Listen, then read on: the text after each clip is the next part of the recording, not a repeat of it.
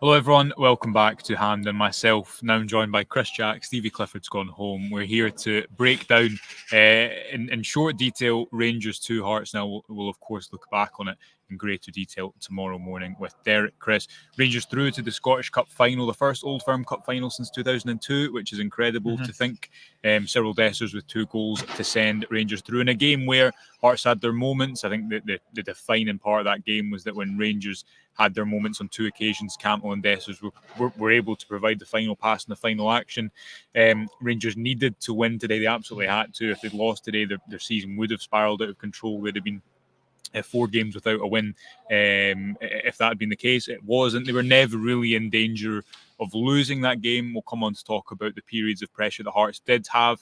And Dessers did what he's done quite consistently under Clement, score goals, and it was a good day for him.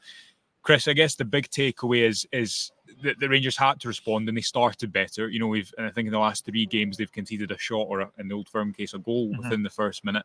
They were rewarded for starting fast in this game and starting well. Hearts had their periods of pressure, but they weren't able to capitalise, and Rangers were. What stood out to you apart from Dessers scoring 2, and how do you see the game overall? I don't think it was a classic Rangers performance, but No. I think if you look back at where the performance levels have been recently, it was certainly better. I know the manager addressed Dundee being better than Ross County, and we've argued that point and debated that point over the last couple of days. We can certainly say that this was better than both of them, and by quite some margin. Hearts did have a couple of chances, but never really had the quality, never looked like making Rangers pay for allowing them those chances. Great start. I thought there was a lot more purpose about the start, something that, as you say, we've not seen in the last couple of games. Getting the early goal just makes such a difference to this side because it gave them something to build on, gave them something to hold on to in those moments when Hearts did have their times on the front foot. Second goal could have arrived before it did. And in the end, you think back to the Silva chance, especially Dessers had a couple of half chances. It could have easily finished up 3 or 4 for Rangers, which perhaps, given the chances that Hearts had, I think 3 or 4 would perhaps have over-egged how good it was from Rangers. But I think at 2-0, you have to give them full credit for it. Job done, as you say. It was a game that they just had to win. I think they got a decent level of performance out of it as well. Yeah, but you what Rangers have done so continuously over the past 3 or 4 games to shoot themselves in the foot, without wanting to be cliche, but they've made life more difficult for themselves by not starting at that tempo. It's not as if they blew Hearts away in the first 10 minutes, but they took control of the game. And we've not seen that at Ross County. I don't think we saw that in Dundee. Saw the complete opposite of that in the Old Firm game.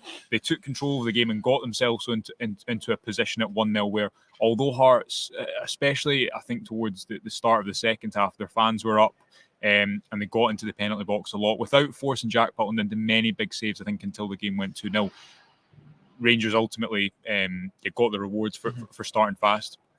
I thought the best performers in the day were Rangers players. I thought Sterling wasn't his best performance, but just good as usual. Campbell, we'll talk about him again and in more detail tomorrow, but he really stood up when Rangers needed him to.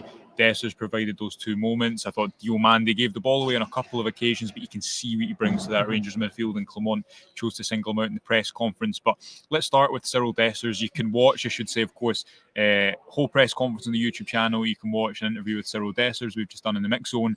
It reads everything on the website as well. As we reminded you pre-match, we're currently doing a spring sale. You can get a year for £18 or £1 for 6 months, and you get entered in to a prize to win a signed 94-95 shirt by Paul Gascoigne and Ali McCoy. Still got that all in one go. So do enter. You can enter as well if you're a current subscriber, of course. But back to Cyriel Dessers. There's almost nothing new to say about. You're lost for words. Yeah, but the reason I'm lost for words is because, again, it's another example of, he's a number 9 who's had a say. He's the one who's split the difference for Rangers. He's played a lot of minutes. Under Clement, he's been good. And we know what he's not, Chris. But so much of the conversation has been on what he is not. And I think he deserves more of the conversation to be on what he has done, which is almost get 20 goals for Rangers this season, and today provide 2 moments of real quality to score the goals that send them into a Scottish Cup final. We're now half a dozen games away from Rangers potentially winning the treble. We could be sitting here in 20 years' time, and people will be entering a competition to win a signed shirt. Let's get Cyriel Dessers' name on it, because he could be a treble winner. And how many stages of the season have we thought that's not even going to be remotely possible? As you say, a lot of it focuses on his shortcomings. We know what he's not overly good at. Those things clearly have hampered him at times. It clearly hampered the team overall at times. But he keeps coming back. The manager referenced that in his press conference earlier on about you having to have certain options at the start of the season. He was able to dovetail with Danilo in terms of the start. Since Danilo's been out, Dessers has had to carry a lot of that burden. Fabio Silva is not a natural number 9, not a natural goal scorer. Roof, again, has had his injury problems. So if you're picking a Rangers side and you need a number 9, 9 times out of 10 it is Cyriel Dessers. I say there are clearly shortcomings in his game, but he keeps going back for more. You have to praise that mentality, not just from game to game, but missing chances in games. I say he missed a couple after he scored, took his first one quite well, missed a couple after that, still puts himself in the position, gets his second one, misses chances after that. But that is just Cyriel Dessers, the Rangers striker. I think at times some of the criticism has been slightly over the top. People rightly focus on the fee. That's not his fault. He can't determine what people pay for him. Overall, he has contributed. Could he have done more over the course of the season? Yes, he could easily be sitting here with 35, 40 goals if he'd taken all his chances. But if he was a striker who takes all his chances, he wouldn't be at Rangers. He would be playing at a higher level. And he'd also be the first striker in history to take all his chances. Exactly. Do you know which what I mean? just doesn't happen. And I think it's easy to focus on the ones that he misses Yeah. rather than the ones that he scores. If he doesn't score today, Rangers didn't have a whole load of chances. Silva had the one late on. But those big moments, they needed Dessers to provide. Cantwell comes up with a couple of passes, Dessers comes up with a couple of finishes, and in those big moments, you need the guys that you're relying on to step up and say fair play to him. He's done it once again. Yeah, I think the best bit of his game, and we've done quite a lot, we've done a few articles looking at his numbers, but also kind of what separates him as a striker, what is good about his game, what kind of stands out. And I think his movement and his ability to get 4 or 5 opportunities a game, you can say, yes, he should have scored more goals, but if you'd said to people at the start of the season, you'll be on, I think it was 19 goals by April for the minutes he's played, that's not a bad return. As you say, wouldn't be here if he didn't have deficiencies in his game. And it's important to not only focus on what he doesn't bring. The first goal for me is a goal that he tries to score all the time, and at times he's guilty of taking that extra touch or trying to do something before he hits it. It's a fantastic finish, and he needed to do that to score and make it 1-0. And also the way he gets separated from his marker, I think, is quite a classic Dessers goal.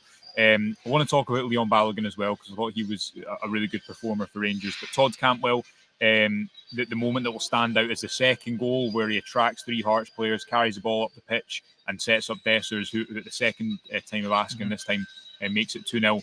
That was one of his better performances for Rangers in the big game. I thought alongside Diomande in the middle of the pitch, those were the small margins that split it for Rangers. And Cantwell, even in the first half when it maybe wasn't always going his way and Beningame was winning a few of those battles, kept going and kept driving Rangers forwards. And although it felt at times Hearts are leaving quite a lot of space because they know the Rangers don't have the pace on the last line to trouble them, because Matondo and McCausland are being dragged back by Kingsley and Atkinson pushing forwards. Eventually in those 2 minutes, when Cantwell and Dessers had space, they made it count effectively. I think it comes a lot down to decision making. You think of some of the phases they play that Hearts had early in that second half. Decision making wasn't quite there, the quality wasn't quite there. Fair play to Cantwell, he gets in that position and he makes a difference. So he's alert to the first one. Tav does really well to win the ball, to dig the ball out of that situation. Cantwell's in alert to it, gets onto it, head up, plays the pass, and does the rest. Second one, it's picking the ball up and wanting to play head up. It's not playing a safe pass. Driving at Hearts, looking to go and cause them problems, and it then results in the second goal. He made the right decisions. He made the right passes, and he gets another two assists to add to his tally.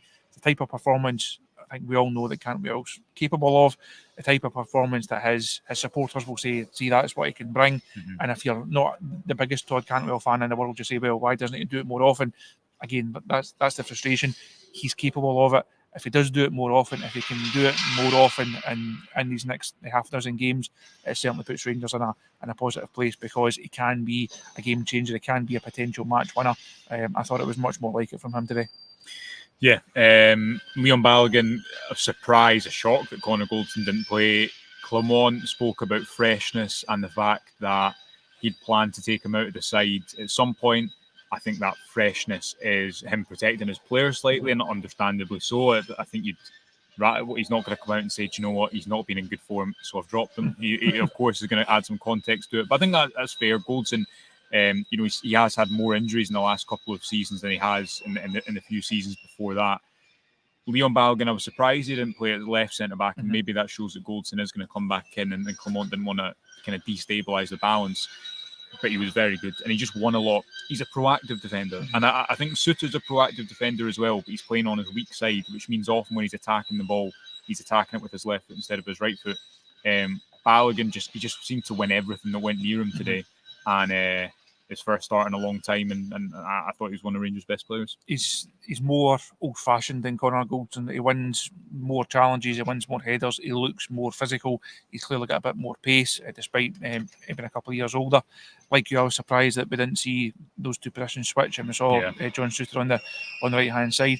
Suter, I thought, was good as well. Had the one moment where Vargas caught him and got downside of him. Again, Hearts then don't capitalise on it. I think it was Tav that got back and did well to clear that one. But overall, I thought Suter was good. Balogun, I thought, was very good. There's been this clamour from the fans to get Balogun back in the side. Goldson's become a bit of a lightning rod over the last few weeks. Results and performances not been great. Goldson, is one of the ones that has taken the brunt of that. So I know the manager said it's something that's been on his mind in terms of match minutes, but I think even if it hadn't been in his mind for that reason, I surely had to be in his mind just to try and find a way to improve the defensive performances. So I thought Leon was really, really good, and I'm sure when we do our predicted teams ahead of next weekend, I think I'm sure both you and I and Derek will have him in. A lot of the fans will be looking for that, and if Rangers then keep a clean sheet and play well and start to build a bit of momentum again, the question's then, well, how does Connor Goldson get back in? There's only 6 games left this season. You would have to imagine Balogun can go and play those 6 games on the spin. So, no player should be undroppable. Exactly. And I think the difference with Tavernier, I know Tavernier and Goldson and Lundstrom have all been lumped in together. I thought Lundstrom, he played that one at what my dad would call a hospital pass in the first half where Rangers almost conceded. That was another moment that maybe Hearts just didn't quite capitalise on. Outside of that, I thought he had some good moments, Lundstrom. I thought him and Diomande probably had the better of that midfield battle. It was a pass. I thought it was if you look at the build-up to the first goal, although Lundstrom's pass is intercepted, it was the speed of which Rangers were doing things in the back three when they were building up. When they were going direct, it was into space, as opposed to, okay, we'll keep possession for 10 minutes and then we'll try a long diagonal. The Hearts are going to be, they're going to be behind the ball. And instead, they were running back to recover when that pass was played. What point was I making? Oh yeah, no one should be undroppable. But Goldson has been in a bad run of form. Tavernier's, he was bad at Ross County. I thought he had a good performance defensively today. And obviously in that Old Firm game, I thought that was a game where Maeda got the better of him, but he still contributes so much. And I think his game will really be helped by playing behind a winger. I thought it was no coincidence that Rangers looked a lot more balanced, even if Matondo didn't have a good game. He looked a lot more balanced, having natural width outside, pace, the ability to run at players. McCausland's final ball in a couple of moments wasn't great, but he constantly was positive, constantly took the ball forward. And it just gives you more variation. You even see, I tweeted out at one point, Dujon Sterling is better at taking on his man one-on-one than any Rangers winger. I genuinely think that. If you watch how he stands players up, even when he's hitting the byline, and there's your quote-unquote right back out on the left wing able to hit the byline better than other players. The point being, to circle back, no player should be undroppable, and I think that was the right decision by Clement, and he was vindicated in that one. Jack Butland made a couple of big stops when necessary, but I guess to summarise, Chris, the important thing for Rangers was to get through and get through with a bit of confidence, which they've done. They now have time before the St Mirren game to take a bit of stock. Had they not got a result today, it would have definitely lingered. How would you see the context of these last 6 games overall? Now, we're going to have an Old Firm Cup final for the first time in 2 decades, which is crazy. I can't believe that. there's still the chance to make this season memorable. You look at Celtic's game against Aberdeen yesterday; they're by no means a team who don't have weaknesses, but they've constantly turned up in Old Firms, and Rangers haven't in the last few seasons. How does this game change the mood going into the split? Does it at all? Is that a conversation for next week? I think that's a conversation we'll have quite a lot next week, and I think it's a conversation we'll probably have quite a lot over the next few weeks, because the manager mentioned, I was asked about confidence afterwards, and he said, look, if you're not confident, then you can't put in a performance like this. If you're not confident, like in terms of Dessers, if you're not confident, then you can't score goals. So I don't think confidence is ever in general has been a massive issue, but I think the mood around the squad and the mood around the camp is certainly going to be a lot better. The mood amongst the support will certainly be a lot better. We see on the show every morning and the comments on the website, the Rangers support has not been in a good place over the last couple of weeks, and understandably so and rightly so. This will just give everyone a nice lift heading into next weekend. Another 3 points at St Mirren. It's then very much over for Celtic. Who knows what happens there? Ultimately, Rangers can only do what they can do. They can only take care of their own business as much as possible. There's a chance it's going to come down to the Old Firm game. That one is a conversation in itself. That's a whole week's worth of shows in itself. But I think it's given everyone just a bit of a lift. It's put everyone in a bit more of a positive mood.